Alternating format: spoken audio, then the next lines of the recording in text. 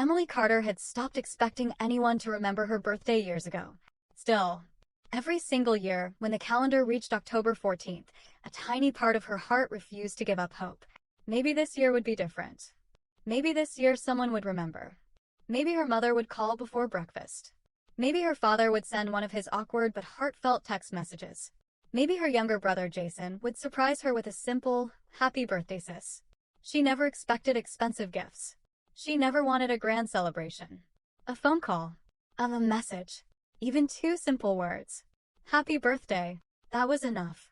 Unfortunately, hope had a cruel habit of returning every year, only to be crushed by sunset. At exactly 6 o'clock that morning, Emily's alarm rang inside her small one-bedroom apartment in downtown Seattle. The room was spotless.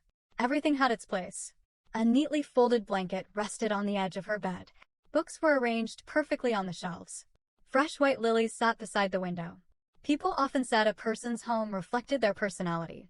If that were true, Emily's apartment spoke volumes. Quiet, disciplined, beautiful, but lonely. She slowly reached toward the nightstand and picked up her phone. For just a second, her heart raced. Perhaps someone had sent a midnight birthday message. She unlocked the screen. Nothing. No missed calls.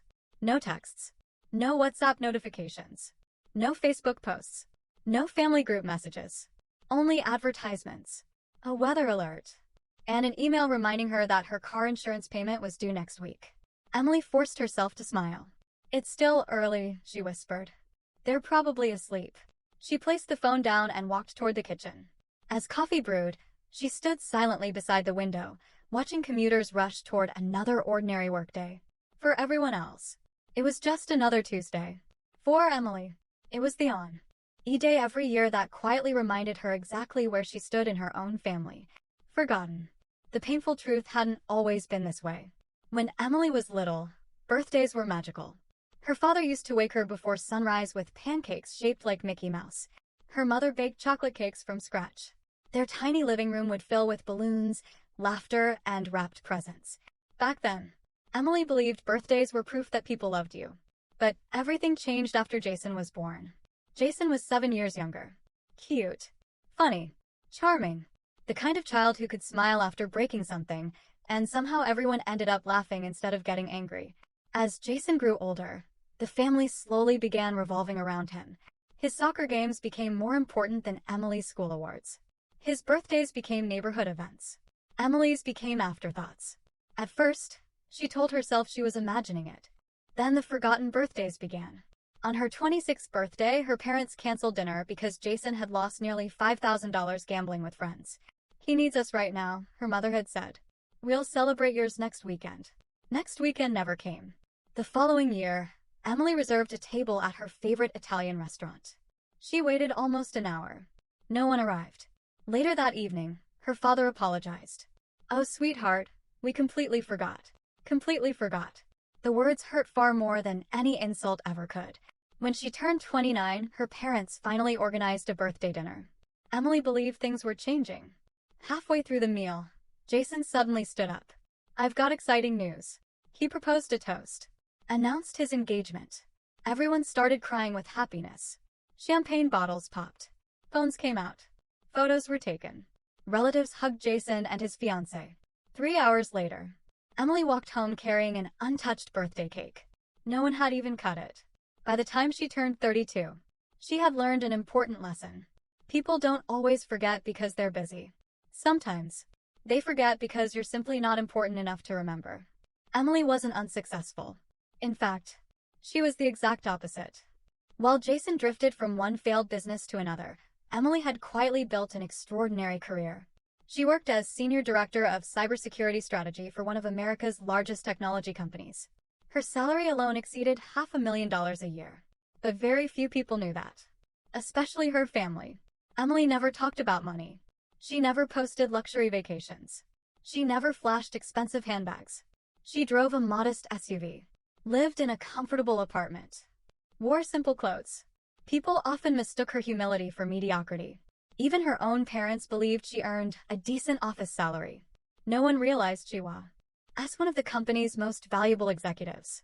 That morning, after showering and dressing in a navy blue business suit, Emily grabbed her handbag and headed toward work. During the elevator ride down to the parking garage, she checked her phone again. Still nothing. She laughed softly. I guess 6 years makes a streak. There was no anger in her voice anymore. Only disappointment. The kind that had become familiar enough to feel almost normal. Traffic crawled across Interstate 5 as rain tapped gently against her windshield. Seattle's skyline disappeared beneath low gray clouds. Emily turned on the radio. The host cheerfully announced, "Happy birthday to everyone celebrating today." She smiled sadly. "Thank you," she whispered to someone who couldn't hear her. When she entered the company's headquarters, something immediately felt strange. People were smiling.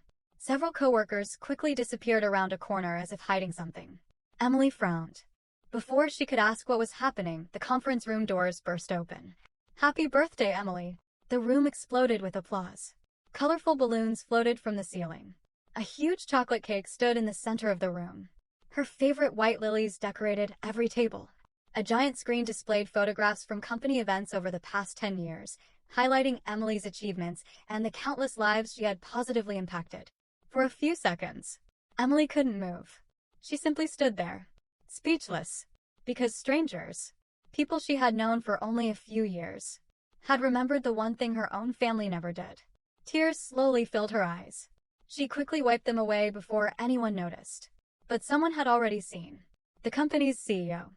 He walked over with a warm smile, placed a hand gently on her shoulder, and said quietly, "People like you spend their lives making everyone else's success possible. Today, we wanted to make sure someone celebrated yours." Emily felt a lump rise in her throat. She had spent years convincing herself birthdays no longer mattered. Yet in that single moment, she realized something painful. They had always mattered. She had simply been celebrating them with the wrong people. Emily stood quietly as the applause echoed through the conference room. For a moment, it felt as though time had stopped. She looked around the room, trying to process what was happening. Every face she saw was smiling. People she worked with every day. People who weren't related to her.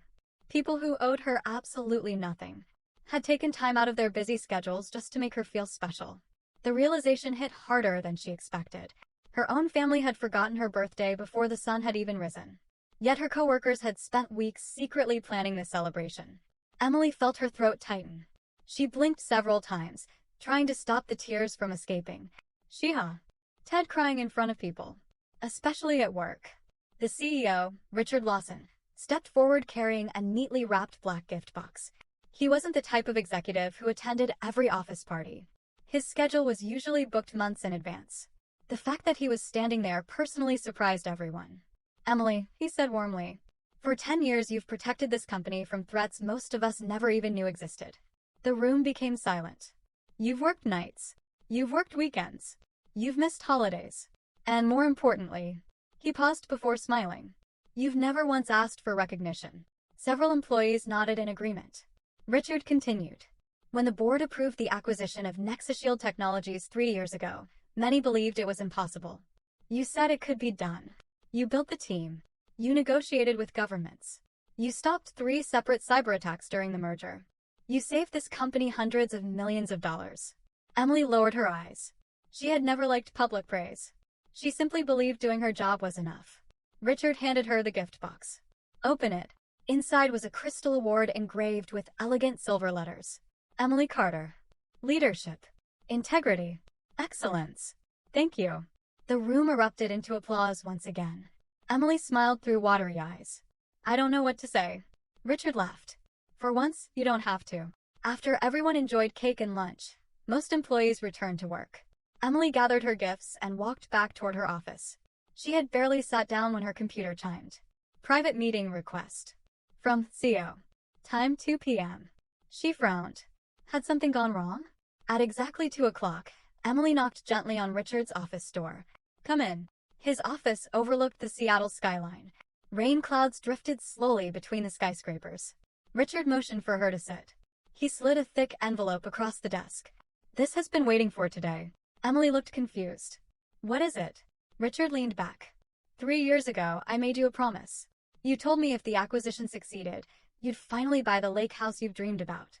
Emily smiled nervously. "I remember. Well." He folded his hands. "The acquisition didn't just succeed. It exceeded every expectation. He pushed the envelope closer. The board voted unanimously. Emily carefully opened it. Inside was a letter.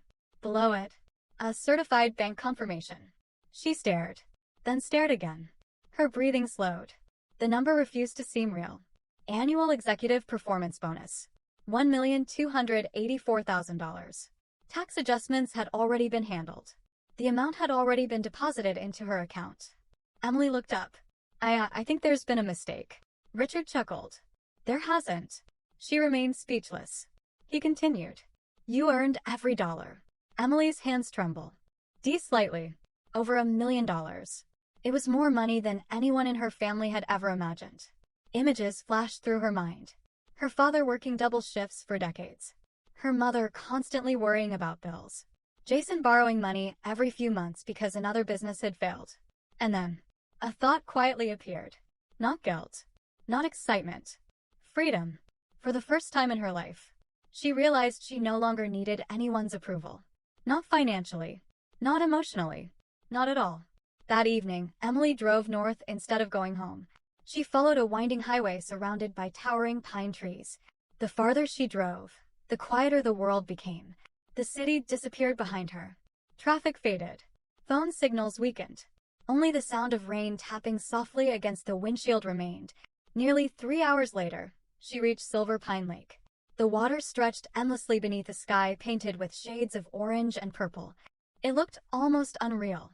The real estate agent was already waiting. You made excellent time, he smiled. Emily shook his hand politely. I've wanted to see this place for months. The agent unlocked a tall wrought iron gate. As the gate slowly opened, Emily's eyes widened. A long private driveway curved through rows of ancient cedar trees. Wildflowers lined both sides of the road. At the end stood a breathtaking modern lake house. Floor-to-ceiling glass windows reflected the water like a mirror. Natural stone walls blended perfectly into the surrounding landscape. A private dock extended into the crystal-clear lake. Several white swans floated peacefully nearby. Emily stepped out of the car without saying a word. She simply stared. The realtor smiled. I've shown this property to dozens of buyers. They all react exactly like that. Inside, the house was even more beautiful. Sunlight poured through enormous windows. The living room featured a massive stone fireplace. The kitchen overlooked the lake. Every bedroom had its own balcony. There was a private library with built-in oak shelves. A cozy reading nook faced the water. Downstairs, a small wine cellar. An indoor gym. A home theater. Outside, a wooden swing hung from an old maple tree beside the shore. Emily walked toward it almost instinctively. She sat down. The swing creaked gently as she looked across the lake. For the first time in years, there was complete silence. No criticism. No family drama. No endless requests for money. No forgotten birthdays. Just birds singing, wind rustling through the trees, and peaceful water stretching to the horizon. A single tear rolled down her cheek. Not from sadness, but from relief. The realtor approached carefully. I've shown million-dollar homes to celebrities. I've shown estates to professional athletes. I've never seen anyone look at a house the way you're looking at this one. Emily smiled softly. His isn't just a house. He waited. It's the first place that's ever made me feel like I belong. The realtor nodded. So, would you like to submit an offer? Emily looked toward the lake one last time. A mysterious smile appeared on her face. I don't want to negotiate. The realtor looked surprised. I'll pay the full asking price. He blinked. In cash. The realtor was speechless. Far away, back in Seattle, Emily's family had no idea that while they were living another ordinary evening, the daughter they had forgotten once again was quietly building a life so extraordinary that within a few weeks, one simple photograph on social media would ignite a storm of jealousy, entitlement, and revenge that none of them saw coming. The paperwork was completed less than 48 hours later. Emily signed the final document with a steady hand, but inside, a storm of emotions raged. The realtor slid the keys across the polished oak table. There you go, Ms. Carter. Congratulations. You're officially the owner of Silver Pine Lake House. Emily picked up the keys and stared at them for several seconds. A simple set of silver keys. To anyone else, they opened the front door of a luxury home. To Emily, they unlocked an entirely new life. One where she didn't have to compete for love. One where silence felt peaceful instead of lonely. One where nobody could make her feel invisible. She moved in quietly. No moving company. No announcement. No social media post. She hired a local interior designer who specialized in modern rustic homes. Over the next 3 weeks, the empty house slowly transformed into something warm and alive. The living room filled with soft cream-colored furniture, handmade wooden tables, and oversized windows that framed the sparkling lake-like paintings. Fresh lavender sat in glass vases throughout the house. A grand piano was placed near the fireplace, even though Emily could barely play. She simply loved the way it looked. The library became her favorite room.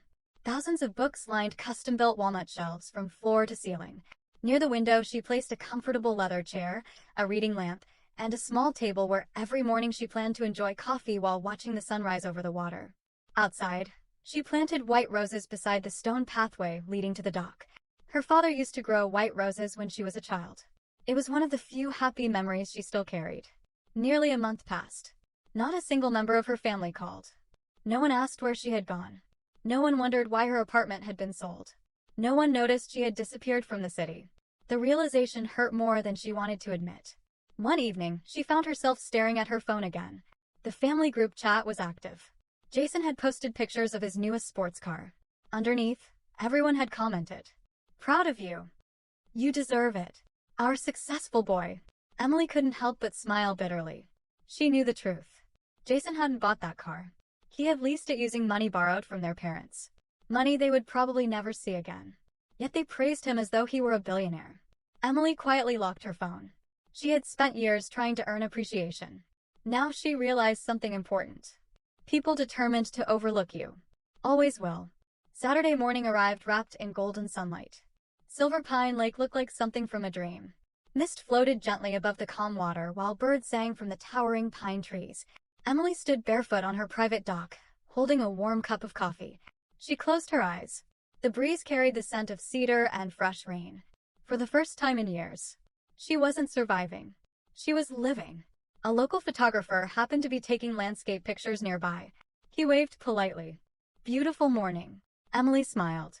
"The most beautiful I've ever seen. I can take a picture for you if you'd like." She hesitated, then nodded. The photographer captured several photos. One standing on the dock. Another sitting on the wooden swing. A third with the lake house glowing behind her in the morning light. When he showed her the images, Emily laughed softly. "I actually look happy." "You are happy," the photographer replied. "There's a difference." His words stayed with her long after he left. That evening, Emily opened Instagram. She rarely posted anything. The last picture on her profile was almost 11 months old. She selected 4 photographs. The dock, the lake, the cozy fireplace, and one smiling portrait of herself standing on the balcony with the sunset behind her. She stared at the caption box for nearly 5 minutes. Should she explain? Should she tell everyone about the promotion? The bonus? The years of sacrifice? No. People who truly cared would have already asked how she was doing. She erased every sentence she had typed. Finally, she wrote only 8 simple words. "Best birthday gift ever. From me to me. Red heart." She pressed post. Then she put her phone face down on the kitchen counter. She had no intention of checking the comments. She spent the rest of the evening reading a novel beside the fireplace. Outside, rain gently tapped against the glass. Inside, everything was peaceful. Across the city, Jason was sitting in his parents' dining room, loudly complaining about another failed investment. "I swear, if Dad would just loan me another 50 grand, I could turn everything around." Their mother sighed. "We've already helped you so much. It's different this time." Emily's father quietly rubbed his forehead. The family dinner had become a weekly meeting about Jason's financial disasters. Suddenly, Jason's wife, Brittany, looked down at her phone. She frowned. "What?" Everyone looked at her. "What happened?" She slowly turned the screen toward Jason. "Have you seen Emily's Instagram?" Jason shrugged. "I don't follow her." "You should." He took the phone. His expression changed instantly. "What the?" He zoomed in on the pictures. The massive lake house, the private dock, the luxury interior, the endless waterfront. His jaw slowly dropped. His mother leaned closer. "What is it?" Jason handed her the phone. She gasped. "That can't be Emily's house." His father adjusted his glasses. Silence filled the room. No one spoke for several seconds. Finally, Jason muttered, "She can't afford something like that." Brittany looked closer at the photos. "There are no filters. This place has to be worth millions." Their mother's voice became shaky. Maybe she's dating someone rich. Jason's eyes narrowed. No. I know Emily. She wouldn't. Then another thought crossed his mind. One that made his face turn pale. What if? What if she's been hiding money from all of us? The room fell silent again. No one asked how Emily was. No one wondered if she was happy. No one mentioned the birthday they had forgotten just weeks earlier. Their first emotion wasn't pride. It wasn't curiosity. It wasn't love. It was envy. And at that exact moment, Jason quietly opened his contacts, found Emily's name, and pressed the call button. Miles away in the peaceful lake house, Emily's phone began to ring across the kitchen counter. She looked at the screen. For the first time in 32 years. Her brother was calling her first. Emily stared at the flashing name. A calm smile spread across her face. She already knew. This call had absolutely nothing to do with family. And everything to do with the house. She let the phone ring. Once. Twice. 3 times. Then the call went to voicemail. In the silence that followed, Jason clenched his fists and said through gritted teeth, "Fine, if she won't answer the phone. We'll go see her ourselves." Neither he nor the rest of the family realized they were walking straight into the trap Emily had been patiently preparing ever since the day they forgot her birthday. Emily watched the phone stop ringing. A moment later, another notification appeared. Missed call Jason. Then another. And another. 3 calls in less than 2 minutes. She didn't answer any of them. Instead, she calmly placed her phone back on the kitchen island, carried her cup of tea onto the balcony, and settled into the wooden rocking chair overlooking Silver Pine Lake. The evening sky glowed with shades of crimson and gold as the sun slowly disappeared behind the mountains. A family of ducks glided peacefully across the water. For years, Emily had dreamed about moments like this. Moments where nobody demanded anything from her. Moments where peace wasn't interrupted by guilt, manipulation, or endless family drama. Ironically, the momentous. He finally found that peace. Her family suddenly remembered she existed. The next morning, Emily woke before sunrise. She slipped into a light sweater and walked barefoot onto the dock. The cool wooden planks felt damp beneath her feet. Closing her eyes, she inhaled deeply. The air smelled of pine trees and fresh water. There were no car horns, no ringing phones, no neighbors arguing, only birds greeting the morning. She smiled. This, she whispered to herself, is what happiness sounds like. As she turned to head back toward the house, her phone buzzed again. This time it wasn't Jason. It was her mother. Emily stared at the screen. Mom calling. For nearly 30 seconds, she watched the phone vibrate. Then it stopped. Immediately another notification appeared. Voicemail received. Curious, Emily pressed play. Her mother's voice sounded unusually cheerful. "Hi, sweetheart. I just saw your pictures. Oh my goodness, that house is absolutely beautiful. Why didn't you tell us? We miss you so much. Why don't you invite the whole family this weekend? We'd love to celebrate your birthday together, even if it's a little late." Emily froze. Celebrate her birthday? 3 weeks late. Only after seeing a multi-million-dollar lake house. She laughed softly. It wasn't a joyful laugh. It was the laugh of someone who had finally stopped making excuses for people. She opened the family group chat. Dozens of new messages had appeared overnight. Her aunt wrote, "Emily, congratulations. We're so proud of you." Her cousin added, "You always deserved success." An uncle commented, "Family should always stay close. Never forget where you came from." Emily slowly scrolled upward. Not a single birthday message. Not one. She reached the date of her birthday. The conversation that day was entirely about Jason. Jason needing money. Jason's broken car. Jason's vacation plans. Her birthday had passed without anyone mentioning it. Not even once. Emily took screenshots, then quietly closed the chat. She wasn't collecting evidence for anyone else. She was collecting it for herself. A reminder. Never again would she allow guilt to erase the truth. Around noon, a black luxury SUV slowly pulled into the driveway. Emily noticed it through the kitchen window. She frowned. No one knew where she lived. Or so she thought. The vehicle stopped beside the front gate. The doors opened. Jason stepped out first. Behind him came their parents. Then Jason's wife, Brittany. Emily remained inside. She watched without moving. Jason looked around in disbelief. So this really is hers. Her father whistled softly.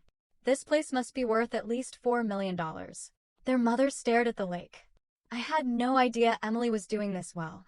Emily noticed something strange. No one smiled because she was successful. They smiled because they were imagining what they could gain. Jason walked to the front door and rang the bell. Emily deliberately waited. 1 minute.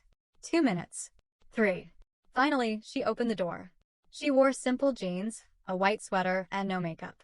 Her calm expression frustrated Jason immediately. "There you are," he exclaimed, spreading his arms as if nothing had ever happened. "We've been so worried about you." Emily looked at him silently. "Worried?" Jason nodded enthusiastically. "You stopped answering your phone." Emily tilted her head. "You noticed after seeing my house." No one answered. The silence became uncomfortable. Their mother quickly stepped forward and hugged Emily. "My baby." Emily didn't hug back. She simply stood there. Her mother slowly let go. "You've gotten so thin." Emily smiled politely. "You didn't notice when I moved." Another silence. Longer this time. Her father cleared his throat. "We thought we'd surprise you." Emily glanced toward the expensive SUV parked outside. "It looks like I wasn't the only one planning surprises." Jason forced a laugh. "Come on. Aren't you going to invite us inside?" Without saying a word, Emily stepped aside. "Please." The family entered the house. Within seconds, Jason began wandering from room to room. He wasn't admiring the architecture. He was calculating value. Those windows must cost a fortune. Is this marble imported? Look at this kitchen. He opened cabinets, checked appliances, peeked into the wine cellar. Emily watched quietly. Brittany took photos whenever she thought Emily wasn't looking. Their mother sat near the fireplace. "This house is beautiful." Then she added the sentence Emily had heard her entire life. "You've been blessed." Emily answered calmly. "I worked for it." Her mother smiled awkwardly. "Of course, but we're family. We all celebrate each other's blessings." Emily looked directly into her eyes. "Do we?" No one spoke. Jason finally sat down across from Emily. "So," he leaned forward. "Tell us everything." Emily poured tea into 4 cups. "What would you like to know? How much did the house cost?" Emily took a slow sip. "Why does that matter?" Jason laughed. "I'm just curious." "No." Emily replied softly. "You're calculating." His smile disappeared. She continued. "You've always calculated. When I got promoted, you asked my salary. When I bought my first car, you asked the monthly payment. When I paid off my apartment, you asked how much was left in my savings." She looked directly into his eyes. "You've never once asked whether I was happy." Jason shifted uncomfortably. "That's not fair." Emily calmly reached for her phone. "I agree." She unlocked it, opened the family group chat, scrolled to her birthday, then silently placed the phone on the coffee table. "Read it." Everyone leaned forward. Message after message appeared. Jason. Jason. Jason. Money. Cars. Vacation. Investments. Not one mention of Emily. Not one happy birthday. Her mother covered her mouth. Her father's face turned pale. Jason looked away. Emily folded her hands and spoke with a calmness that was far more powerful than anger. "You didn't forget my birthday because you were busy. You forgot because I wasn't important enough to remember." The words landed like stones. No one could deny them, because the evidence was sitting right there on the screen. Outside, thunder rumbled over the lake. Rain began to fall against the enormous glass windows. Inside the house, no one moved. For the first time in years, Emily wasn't the one feeling invisible. Her family was finally being forced to see the truth they had spent years ignoring. And deep inside, Jason realized something that sent a chill through him. Emily hadn't invited them here to reconnect. She had invited them to face a reckoning that was only just beginning. Emily looked around the living room. No one spoke. The only sound came from the rain tapping against the floor-to-ceiling glass windows. Her father lowered his head. For the first time in years, he couldn't find a single excuse. Her mother nervously twisted the wedding ring on her finger. Jason stared at the coffee table, refusing to meet Emily's eyes. Finally, their father broke the silence. "Emily." His voice was barely above a whisper. "We made mistakes." Emily looked at him calmly. "Mistakes?" He nodded. "Yes." She slowly shook her head. "No, Dad. A mistake is forgetting someone's birthday once." She paused. "Forgetting it 6 years in a row." She looked directly at every member of her family. "Is a choice." Those words hit harder than anyone expected. Her mother immediately burst into tears. "We never meant to hurt you." Emily smiled sadly. "That's the problem. You never meant to make me happy either." Jason suddenly stood up. "Okay." He clapped his hands once, trying to change the atmosphere. Enough of this emotional drama. He forced a smile. We're family. We should move on. Emily leaned back in her chair. Move on? Yes. We all make mistakes. He laughed awkwardly. So, when's the barbecue? Emily frowned. The barbecue? Yeah. You've got this amazing lake house. We should start making family memories here. Emily stared at him for several seconds before quietly asking, so that's why you're here? Jason looked confused. What do you mean? You didn't come to apologize. You came to claim the house. His smile disappeared. No. I just thought. Emily interrupted him. You thought this place belongs to everyone now. Silence. Jason couldn't deny it. Because it was true.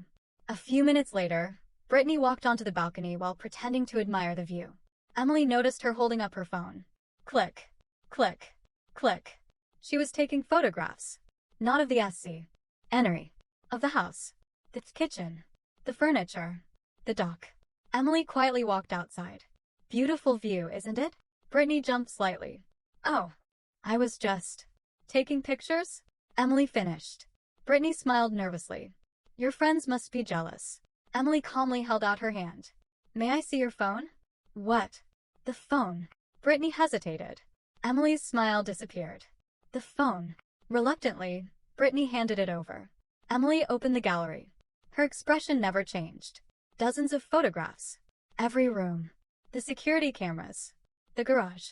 The wine cellar. The safe hidden behind a painting. Emily slowly looked up. The safe. Brittany's face turned pale. You accidentally photographed something that visitors weren't supposed to notice. Jason rushed outside. What's going on? Emily quietly showed him the pictures. Jason immediately defended his wife. She was just curious. Emily nodded slowly. Really? Then why did she zoom in on the keypad beside my safe? Nobody answered. Emily handed the phone back. Interesting. She walked inside without another word. Jason exchanged nervous glances with Brittany. For the first time, their visit wasn't going according to plan. Lunch was served on the back patio overlooking the lake. Emily had hired a local chef to prepare fresh salmon, roasted vegetables, homemade bread, and desserts. The table looked like something from a luxury magazine. Everyone complimented the food. Everyone complimented the house. Everyone complimented the view. Not one person apologized again. Instead, the conversation slowly shifted toward money. Exactly as Emily expected. Her father cleared his throat. So, that company bonus must have been impressive. Emily smiled. It was. Jason leaned forward. How much? Emily calmly buttered a piece of bread. Enough. Jason laughed. Come on. We're family. Emily looked into his eyes. I've learned that's usually the sentence people say before asking for money. Jason looked offended. I wasn't asking. No. Emily nodded. Good. Because I wasn't planning to answer. An hour later, Jason finally stopped pretending. He placed his coffee cup down. I actually wanted to discuss something. Emily almost smiled. Here it comes. My business. Emily remained silent. It's really close to taking off. She nodded. I've heard that before. No, this time it's different. He pulled several documents from his briefcase. I just need an investment. Emily didn't even look at the papers. How much? Jason smiled. Only $500,000. Their mother quickly added. It isn't really giving him money. It's helping family. Emily slowly folded her hands. So, my forgotten birthday has suddenly become a family emergency? Nobody answered. Jason leaned closer. You can afford it. Emily quietly asked. Ed, do you remember my 29th birthday? Jason frowned. What? My birthday? The one where you announced your engagement. His face changed. Emily continued. You remember your speech? Jason looked away. Emily remembered every word. Today's the happiest day of my life. The entire family had applauded. Nobody had remembered that it was Emily's birthday. She smiled sadly. I went home with an untouched birthday cake. I cried alone. And none of you even noticed. The patio fell silent. Even the wind seemed to stop. Emily looked at Jason. So tell me, why should I invest in someone who couldn't invest 30 seconds to wish his own sister a happy birthday? Jason opened his mouth. Nothing came out. For the first time in his life, words had abandoned him. Emily stood, walked to the edge of the patio, and looked out across the shimmering lake. Without turning around, She spoke in a calm, unwavering voice. You all think this house is my success. She paused. It isn't. This house is my reward for finally realizing that the people who share your blood aren't always the people who deserve your heart. Her words hung in the air. Then she turned to face them one last time. And today, I've decided something. I invited you here. Not to rebuild this family. She let the silence stretch. I invited you here to find out whether any of you loved Emily Carter. Or whether you only loved what Emily Carter could give you. No one had an answer. But Emily did. Every minute of their visit had already given her the truth. And hidden inside her study, locked in a drawer they had never noticed, was a sealed envelope containing a decision that would change every one of their lives before the week was over. Emily's words settled over the patio like the heavy clouds gathering above Silver Pine Lake. No one spoke. Even Jason, who always seemed to have an excuse ready, sat frozen in his chair. Emily picked up her teacup and took one slow sip. She wasn't angry anymore. Anger had disappeared months ago. What remained was clarity. And clarity was far more dangerous. Jason finally forced a nervous laugh. Emily, you're making this sound like some kind of test. Emily looked at him. It was. His smile slowly faded. What? I said. It was a test. She stood up and walked toward the living room. The rest of the family exchanged confused glances before following her. Emily stopped beside the large stone fireplace. Above it hung a beautiful painting of the lake at sunrise. She reached behind the frame. Pressed something. Click. The painting slowly swung open. Behind it was a hidden wall safe. Jason's eyes widened. I knew it. Emily ignored him. She entered a 6-digit code. The safe unlocked with a soft beep. Instead of stacks of cash, she removed a thick brown envelope. She walked back to the coffee table and gently placed it in front of everyone. What is that? Her father asked. Emily calmly replied. My will. Everyone looked shocked. Maya, what? My will. Jason laughed loudly. Emily, you're only 32. Exactly. I believe responsible people prepare for the unexpected. She opened the envelope. Inside were neatly organized legal documents. My attorney insisted I complete everything after purchasing this property. Her mother looked uncomfortable. Why are you showing us this? Emily looked at each of them one by one. Because there's something all of you should know. She turned the first page around so everyone could read. My estate. She paused. Is currently valued at just over $12 million. The room went silent. Completely silent. Jason blinked. 12. His voice cracked. 12 million. Emily nodded. The house. My investments. My retirement accounts. My company shares. My savings. My life insurance. Everything was listed. Every asset. Every account. Every property. Jason's breathing became heavier. His wife instinctively reached for his hand. Their mother stared at Emily as though she were looking at a stranger. Her father slowly removed his glasses. He genuinely had no idea.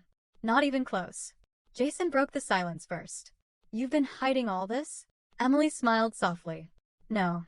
You simply never asked about me. You only ever asked me for things. Those words struck harder than any insult. Emily turned another page. This is the part one really wanted you to see. Everyone leaned closer. Her mother began reading aloud. In the event of my death. She stopped. Her expression changed. All personal assets shall be donated to the Carter Children's Hope Foundation. She turned another page. And to veterans' rehabilitation programs. Another page. With no financial inheritance to immediate family members. Jason looked up so quickly that his chair nearly tipped over. What? Emily folded her hands. You heard correctly. Jason slammed his palm onto the table. So you're leaving us nothing? Emily calmly answered. I already have. His face turned red. What does that mean? I gave you years. I gave you birthdays. I gave you forgiveness. I gave you chances. She looked directly into his eyes. You wasted every single one. Jason stood up. This is ridiculous. Emily didn't move. You'd rather give your money to strangers? Emily nodded.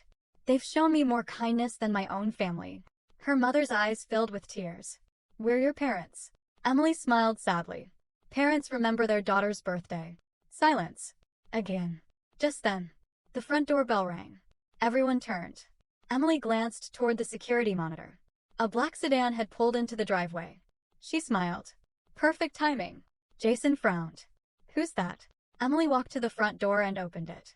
Standing. Outside was a distinguished man in his early 60s wearing a tailored navy suit and carrying a leather briefcase. "Good afternoon, Miss Carter." "Good afternoon, Mr. Bennett." The man stepped inside. He nodded politely toward the family. "I'm sorry to interrupt." Emily smiled. "Not at all." She turned toward everyone. "I'd like you to meet my attorney."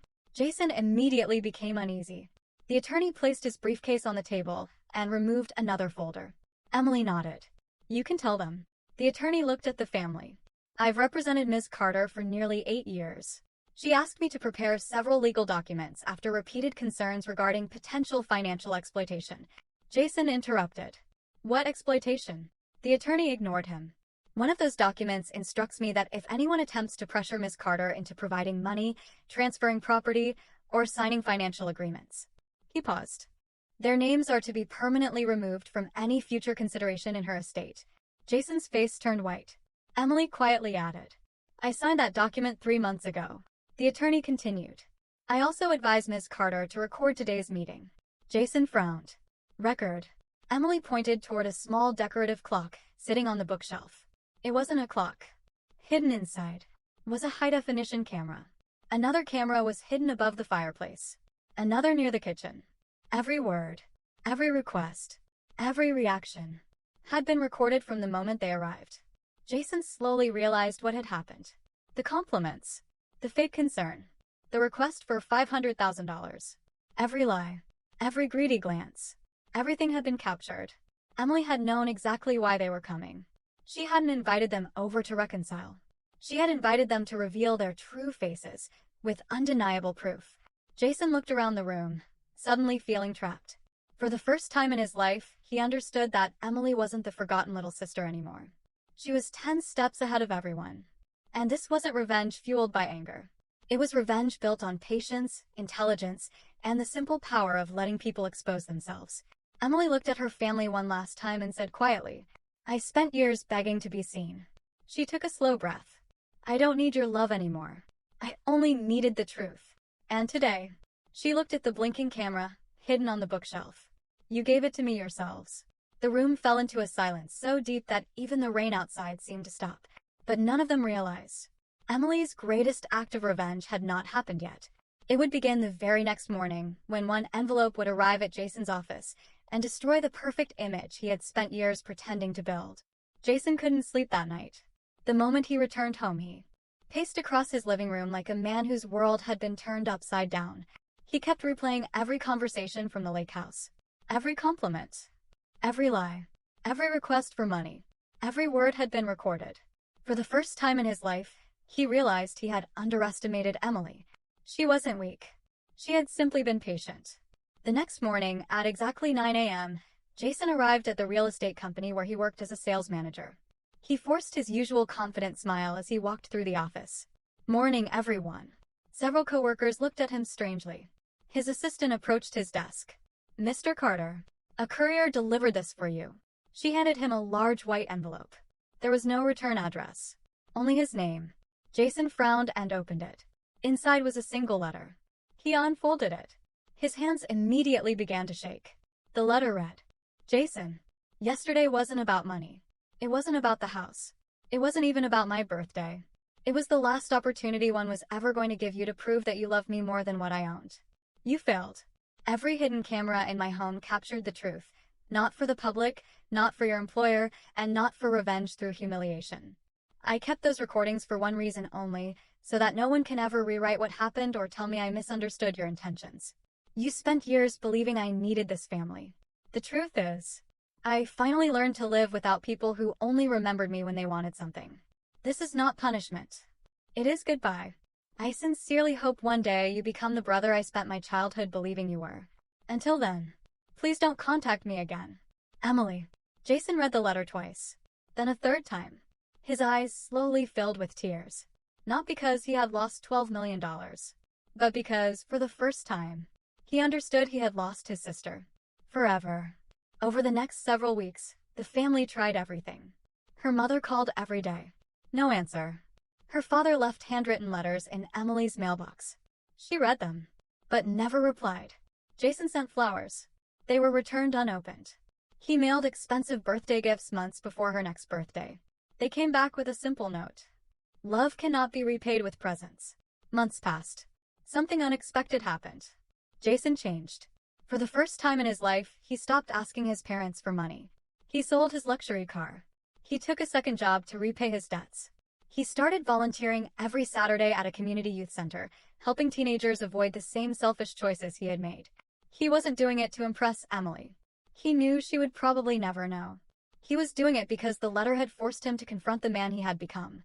Emily, meanwhile, built the peaceful life she had always dreamed of. She resigned from her demanding corporate position and launched her own cybersecurity consulting firm. Because she chose her clients carefully, she worked fewer hours while earning more than ever before. Her lake house became more than a home. It became a refuge. Every summer, she invited children from local foster homes to spend weekends kayaking, fishing, reading books, and simply feeling safe. She quietly funded college scholarships for students who had grown up feeling forgotten. She donated millions to children's charities and veterans' rehabilitation programs, exactly as Hurwell had promised. No interviews. No newspaper headlines. No social media announcements. She believed kindness didn't need an audience. 1 year later, October 14th arrived again. Emily woke before sunrise. She brewed a cup of coffee and carried it to the dock. The lake was perfectly still. The first rays of sunlight painted the water in shades of gold. She smiled. This birthday felt different. Not because someone had remembered, but because she no longer measured her worth by who did. As she sat quietly, she heard tires crunching on the gravel driveway. She turned. A small pickup truck stopped near the gate. Jason stepped out alone.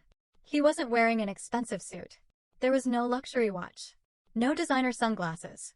He looked older. Humbler. He carried nothing except a small white box. Emily remained seated. He didn't walk onto her property. Instead, he stopped outside the gate. I won't come in, he called. You asked me not to contact you. Emily listened silently. He swallowed hard. I owed you this. He placed the white box on the ground beside the gate. I'll leave now. Without waiting for a response, he turned around and drove away. Emily waited until the truck disappeared. Then she slowly walked to the gate. Inside the small white box was something she hadn't seen in over 20 years. A faded photograph. It showed 2 little children sitting on a swing. 8-year-old Emily. 1-year-old Jason sitting on her lap. On the back of the photo were a few handwritten words. To the best big sister in the world. I'm sorry it took me 32 years to realize it. Emily closed her eyes. A tear rolled gently down her cheek. She wasn't crying because everything was suddenly perfect. Some wounds never completely heal. She was crying because genuine remorse had finally arrived. Without asking for money. Without asking for forgiveness. Without expecting anything in return. She quietly placed the photograph inside the pocket of her sweater. Then she looked across the peaceful lake. The anger that had lived inside her for years slowly disappeared with the morning mist. She whispered softly, I forgive you. But I choose peace. She turned back toward the house. Behind her, the sun rose over Silver Pine Lake, brighter than ever before. For years, Emily believed, the greatest revenge was making the people who hurt you suffer. She had been wrong. The greatest revenge was building a life so full of peace, purpose, and self-respect that the people who once ignored you became nothing more than a distant memory. Sometimes karma isn't about destroying those who betrayed you. Sometimes karma is simply allowing them to watch you become everything they never believed you could be.